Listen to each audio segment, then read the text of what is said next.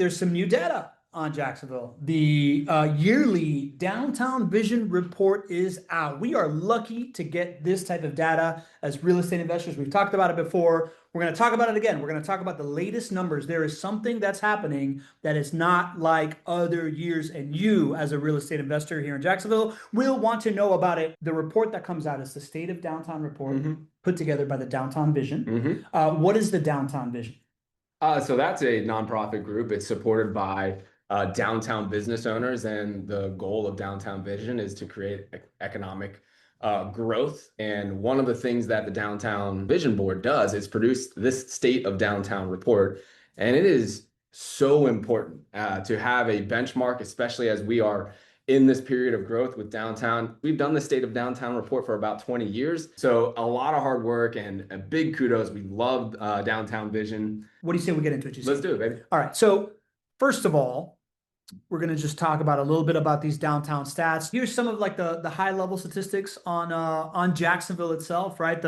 Rated the second hottest job market in the United States. We're the third in the United States for economic growth, top 5 city for attracting college graduates, 7th best big city to live in the United States. And just a whole bunch of like high level statistics that point to a really, really healthy, thriving macroeconomy here locally. So GC, one of the things that we talk about often on the show is this idea of the tipping point for when a downtown is going to happen, right? You want to talk us through the numbers on what we mean by this tipping point and this thing that we're foreshadowing of having an 18-hour downtown. Absolutely. Once we understood how important hitching your wagon, your investment wagon to the next great American downtown is, we said, well, how can we understand what the next great American downtown looks like and what is a leading indicator? And one of the best leading indicators is residential population growth in that downtown. Because if you want your downtown to be a bustling place where people are living, working, playing, eating, hanging out, spending money, you need people living there. And so we went to all these other great downtowns, like you mentioned there, in Tampa and Austin and Cincinnati and Charlotte, Denver, and all of these places. And we asked them, how did you know your downtown was about to hit this tipping point? What did that tipping point look like? And what did you track and measure? And they all talked about downtown resident population. What became clear is that there's a threshold. And the threshold is 10,000 residents. That was one of the most exciting things in the report that was just released. Look at our number of downtown residents we have there, Bob, 9,200. This is so critical. You want to be investing in something holding hard assets, single family rental properties, before the growth happens. Because at that point, once the growth happens, home prices go up, rents go up, and ultimately your investment dollars won't go as far. If you just look at other successful downtowns, you can't buy cash flow positive rental properties anywhere near downtown Nashville or downtown Tampa or downtown Austin. You just can't do it. But I wanted to go back here because you see the projected. The dotted line. Dotted, thank you. So so the dotted lines are the projections that our city has for what our population growth is going to have. And to put it in perspective, downtown Tampa and Nashville and Austin have somewhere around 15 to 20,000 residents living downtown. I know Nashville is 20,000 people living downtown. So in just 3 years, we're expecting to be 14,000 people living downtown, and about, call it 40% higher than crossing that 10,000 person threshold. That's why I say that you're not even going to recognize downtown Jacksonville when it comes to the years 2028 to 2030. It's because change is going to happen fast. And for real estate investors who understand this, you should be loading up on assets before that dotted line gets filled in. Here's the numbers that justify this, why downtown is so important. We have less than 1% of the city's total land area, but even now, even before we have fully hit our stride, our downtown provides over 4% of the city's tax revenue, 32% of the city's hotel tax revenue, 8% of the city's sales tax revenue, 12% of the city's jobs. We have 3 of the 4 of our Fortune 500 companies are located here in downtown, and then events. And so this is where we are today, even before that hockey stick type of approach growth that we're talking about. This is the lever that you can pull. And this is why so many assets and resources and developers are betting on downtown Jacksonville, and why the city really wants us to do that. It's because this is the lever you can pull. If it's already doing this much business for the city, imagine what 10% more growth can do, Yeah. and how you can have a lot more percentage growth than that in all these other buckets. So let's talk about some of these new projects that are happening, right? The headline for this report is that we now have $7 billion in the development pipeline here in downtown Jacksonville.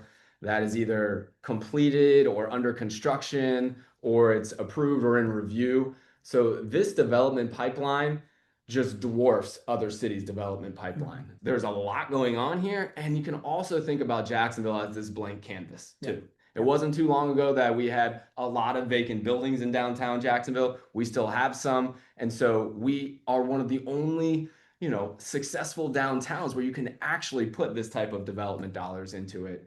One of the things that I thought was really interesting, I loved this slide and it's part of the presentation. They compared how much completed investment dollars were completed in the previous 15 years. From 2000 to 2015, we had 2.6 billion in development done. When I saw that, I was like, man, that's a lot of development. Yeah. Even not just Jacksonville, that's a lot of development for a downtown. Yeah. It would have been really interesting to see how much we did prior to 2000, Yeah. because it would have been even smaller than that. Well, just in the last 9 years, from 2016 to 2024, we completed 3.4 billion. Yeah. So increased by a third, basically. Yeah. 33%. So you're seeing, again, this type of growth, this hockey stick type of growth. Yeah. You're seeing the leading indicators here really proving the thesis now.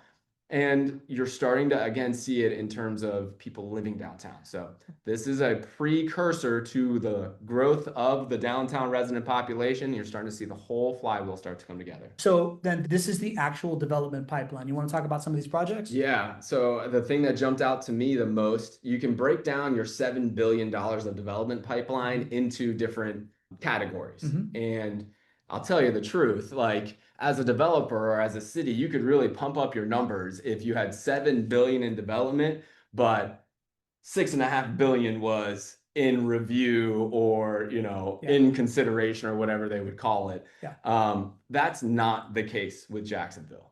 We have 3 billion under construction. Mm-hmm. Out of the 7 billion in a development pipeline. The thing that matters the most to me, there's two really: how much was completed and how much is under construction. Shovel ready. Yeah. Cranes are here. Dirt is moving. Things are being done. Because in order to be under construction, you had to get all the way past all of the red tape, Mm-hmm. all of the incentive conversation. Yeah. The developer had to raise all of the money. You had to go through so many hoops. Yeah. The money's there, and now it is being developed. So when I look at 7 billion here in development pipeline, 3 billion under construction is the most that we have ever had under construction at one time.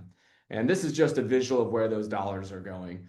Now these are kind of like the big projects. Everybody's heard of the Stadium of the Future being developed by billionaire Shad Khan down by the Sports and Entertainment District. There's this Rivers Edge Life on the St. John's.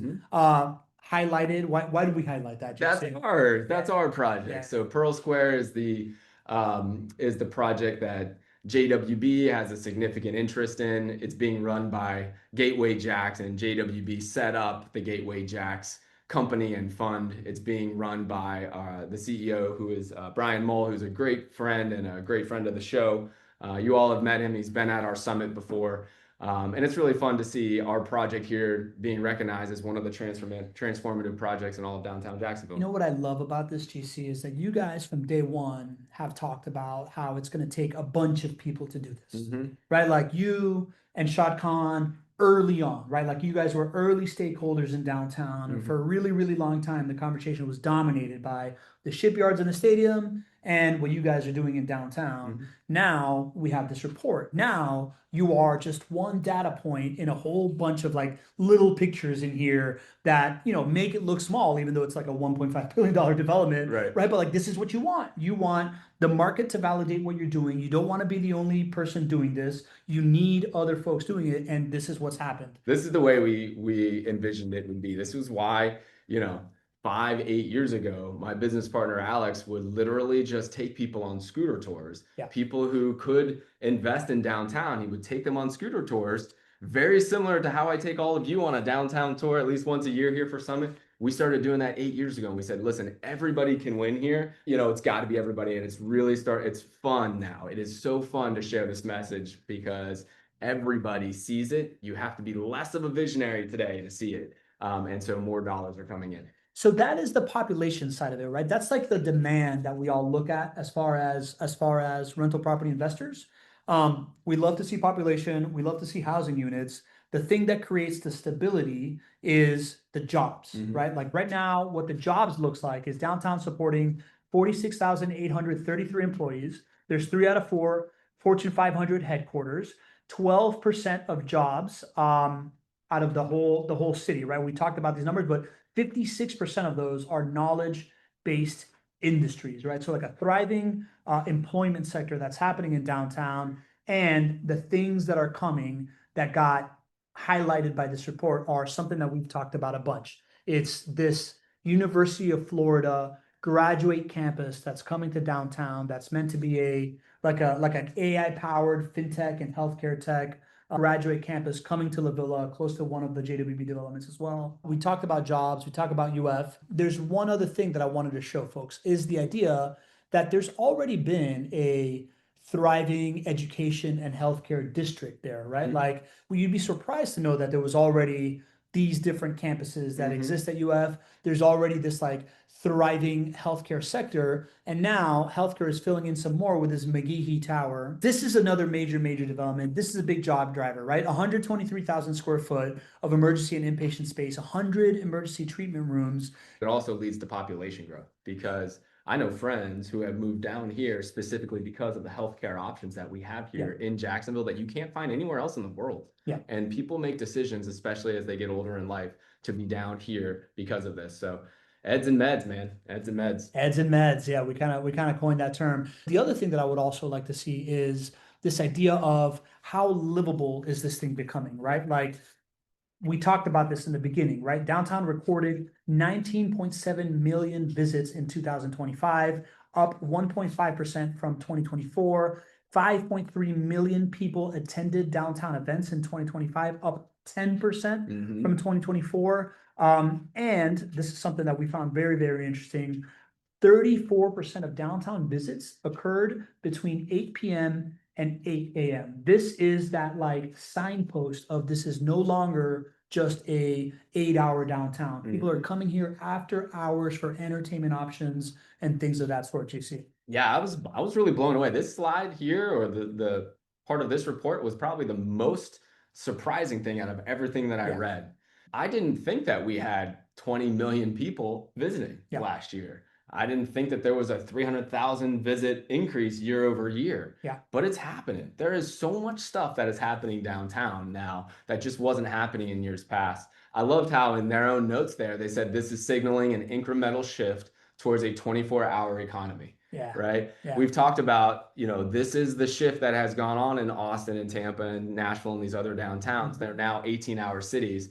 And, in Austin's State of Downtown report, I think it was either last year or the year before, it said something like the arrival of the 18-hour downtown. That's right. I'm already envisioning when our downtown State of report is going to have the byline of the arrival of the 18-hour downtown. It will happen here in downtown Jacksonville. This has all been recorded, you and me kind of preaching this for, 5 years and whatnot. And I think the best times are ahead of us, because, there aren't many places you can go to find out the next big thing that's happening in the country. This is not just a big Jacksonville thing. This is a big thing in the country.